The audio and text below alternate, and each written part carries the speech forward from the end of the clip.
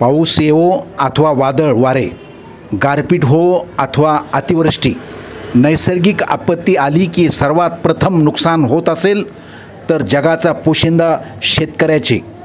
प्रत्येकाच्या संघटना, पक्ष, नेते, अभिनेते, आमदार, खासदार आहेत. आपापल्या माणसासाठी ते लढतात, त्यांना मदत मिळवून देतात. भाषण करताना प्रत्येकजण बेंबीच्या देठापासून आपणच कसे शेतकऱ्यांचे कैवारी आहोत हे दाखवण्याचा प्रयत्न केला जातो. कालच्या वादळ वाऱ्याने अनेक शेतकऱ्यांनी शेतीला जोडधंदा म्हणून आपल्या शेतात आंब्याची झाडे लावली होती. कालच्या वादळात या आंब्याच्या झाडांना आलेले आंबे जमिनीवर पडले. या नुकसानीबद्दल कोणीही ब्रशब्द काढायला तयार नाही. मात्र शेतकऱ्याचे नुकसान तर झालेच ना. मी चंद्रशेखर धोंडराम मामडगे, राहणार ममदापूर पाटोदा, तालुका आंबेजोगाई, जिल्हा बीड. या ठिकाणी माझा आंब्याची बाग आहे.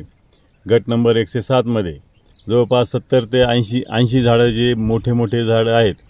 माझं जो या कालच्या चक्रीवादळामुळे 2.5-3 लाखाचे नुकसान झाले आहे.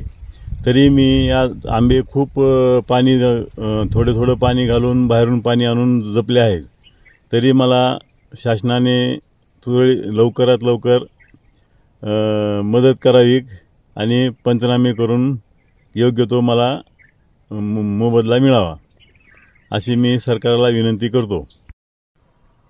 मराठवाडा नेहमीच दुष्काळामध्ये असतो आणि त्यात म्हणजे काल मराठवाड्यामध्ये नव्हे तर बीड जिल्ह्यामध्ये अंबेजोगाई तालुक्यामध्ये खूप मोठं असं चक्रीवादळ झालं आणि करोडो रुपयाचं शेतकऱ्याचं नुकसान झालेलं आहे. त्याच्यामध्ये मग आंबराईचं असेल, वेगवेगळ्या फळपिकाचं असेल.